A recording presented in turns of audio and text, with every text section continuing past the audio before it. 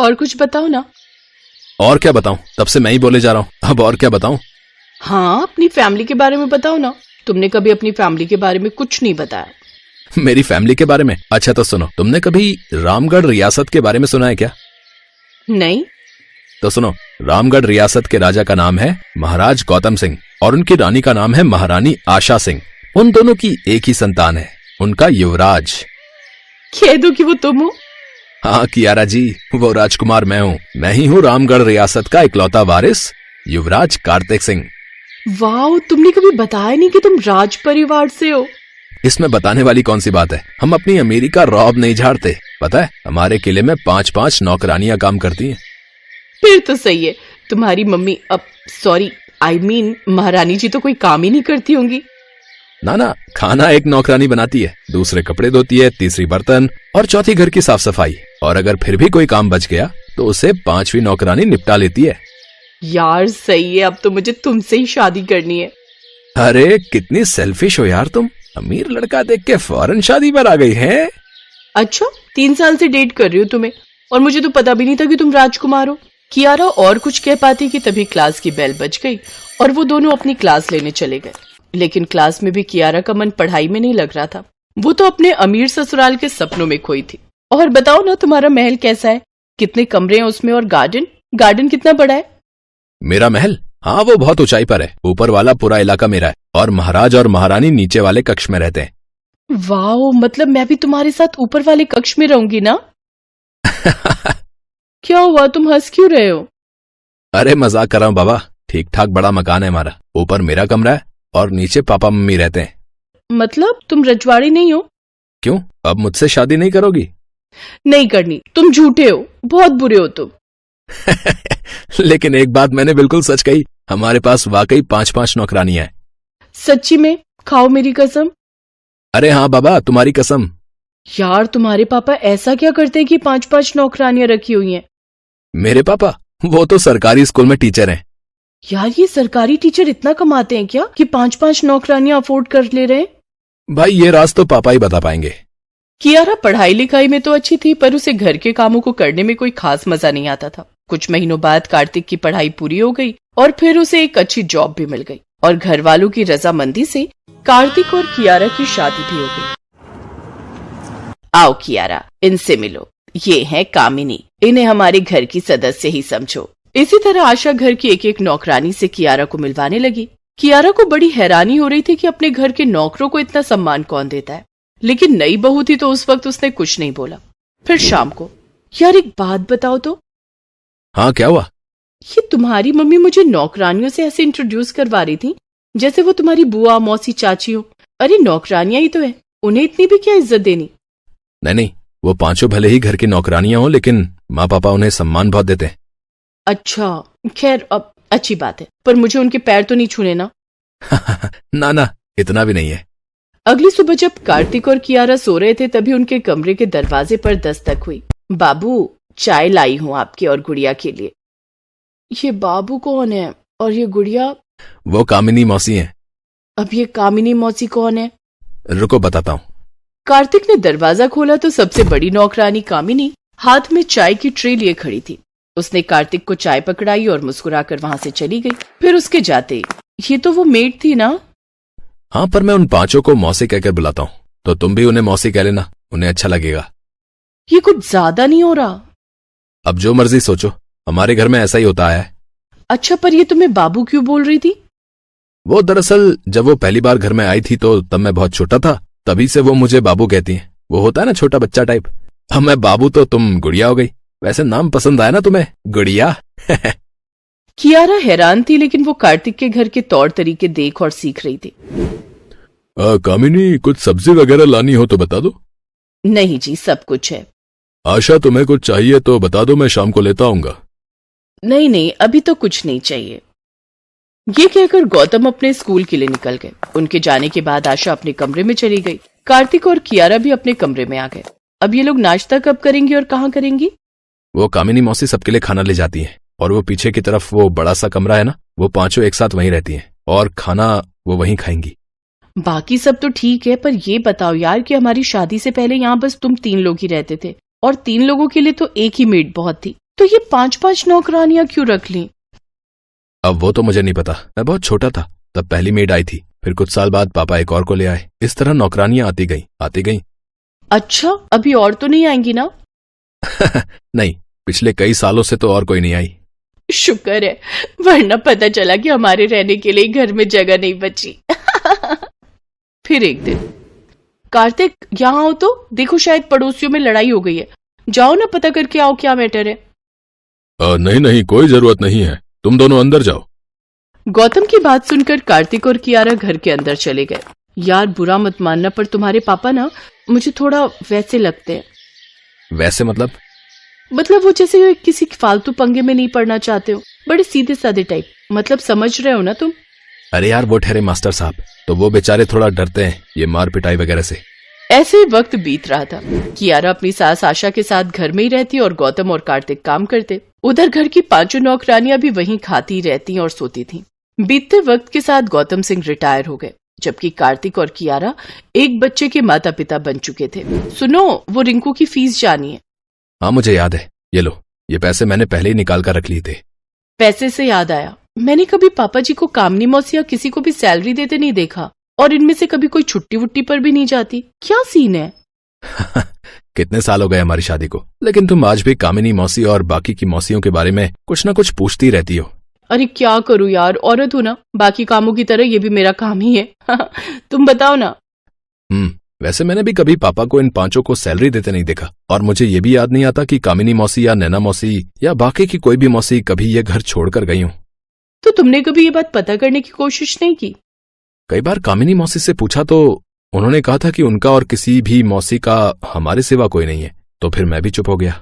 कियारा को ये बात अजीब लगी, लेकिन इसके बाद उसके पास जानने को कुछ बचा ही नहीं था, सो वो चुप हो गई। इसी तरह कुछ साल और बीत गए, और फिर एक दिन गौतम ने सुबह सुबह खुद सबके लिए आलू के पराठे बनाए। उनका ये बर्ताव देखकर हर कोई हैरान था। तभी अचानक उनके सीने में तेज दर्द हुआ। कार्तिक ने उन्हें फौरन बिस्तर पर लिटा दिया और फिर, पापा आपको कुछ नहीं होगा, मैं अभी एम्बुलेंस को फोन करता हूँ, हम आपको अस्पताल ले जाएंगे पापा। बहुत देर हो जाएगी बेटा, बस तुम सब मेरी आंखों के सामने ही रहो, मैं तुम सबको जी भर कर देख लेना चाहता हूँ।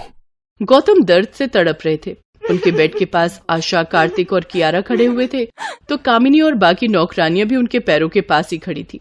गौतम ने सबको देखकर हाथ जोड़े और एक लंबी सांस ली। ये उनकी आखिरी सांस थी। जैसे उनकी मौत हुई तो अचानक कामिनी समेत 5 नौकरानियां भयंकर चुड़ैल में बदल गईं। उन चुड़ैलों की आंखों में आंसू थे, तो वहीं आशा, कार्तिक और कियारा बुरी तरह से डरे हुए थे। तुम कौन हो? और कामिनी वो कहाँ गई? मालकिन, मैं ही कामिनी हूँ और यही मेरा असली रूप है। हम 5 कभी खूंखार चुड़ैल हुआ करती थीं। हम तो अलग अलग गांव में रहती थीं। वहाँ लोग हमें परेशान करते थे तो हम भी उन्हें डराती थीं, लेकिन फिर गांव वालों ने आपके पति गौतम जी को वहाँ बुलाया। मेरे पति को? पर क्यों? आपको नहीं पता, और उन्होंने कभी किसी को बताया भी नहीं। वो सरकारी टीचर तो सिर्फ दुनिया को दिखाने के लिए थे, असल में वो एक महान तांत्रिक थे। हमें कई तांत्रिकों ने काबू करने की कोशिश की, लेकिन एक बस वही थे जो हमें काबू कर पाए। वो चाहते तो अपनी शक्तियों से हमें भस्म कर सकते थे, लेकिन उन्होंने ऐसा नहीं किया। वो एक एक करके हमें अपने घर ले आए, और आप सवाल ना पूछो, इसलिए उन्होंने हमें नौकरानी बना दिया। अपनी तंत्र विद्या से उन्होंने ये भी जान लिया था कि आज उनका आखिरी दिन है। पर मौसी, हमने तो कभी आपको नौकरानी माना ही नहीं। जानती हूँ कार्तिक बाबू, शुरू में तो हम सब चाहती थी कि किसी तरह तुम्हारे पापा की मौत हो जाए और फिर हम तुम दोनों को मार डालेंगी, लेकिन धीरे धीरे मालिक, मालकिन और तुम्हारा प्यार देखकर हम पिघल गई। हमने जाना कि परिवार क्या होता है और प्यार क्या होता है। पर अब मालिक नहीं है तो हम पर से उनका जादू भी खत्म हो गया। अब हमें जाना होगा। मत जाओ कामिनी, तुम भले ही चुड़ैल हो, लेकिन तुमसे लगाव हो गया है। मैंने तुम्हें छोटी बहन जैसा माना है। जानती हूँ मालकिन, लेकिन हम 5 चाहकर भी नहीं रुक सकती। हमें जाना होगा। हाँ, हमारे ना होने से अब आपको और बहू रानी को थोड़ा काम करने में तकलीफ तो होगी, लेकिन अब क्या कर सकते हैं। इतना कहते ही कामिनी और बाकी 4 चुड़ैलें आजाद हो गई और धीरे धीरे गायब हो गई। कार्तिक और आशा के साथ साथ अब कियारा की आंखों में भी आंसू थे। चंद सालों में ही वो भी उन 5 नौकरानियों को अपना मानने लगी थी। उन सबके जाने के बाद कार्तिक, आशा और कियारा ने गौतम की तरफ देखा, जो बिस्तर पर शांत पड़े थे। दुनिया में किसी को मालूम ही नहीं था कि उनके बीच से एक महान तांत्रिक आज विदा ले रहा था। फिर कुछ दिन बाद आशा ने एक नई नौकरानी को काम पर रख लिया। उसका नाम कम्मो था। आशा ने उसे सारा काम बताया और रसोई में छोड़ दिया। अगले ही पल कम्मो ने हाथ का इशारा किया और सारे बर्तन अपने आप धुलने लगे। ये देखकर कम्मो मुस्कुराई। उसकी आंखों का रंग बदल चुका था और उसकी चोटी हवा में लहरा रही थी।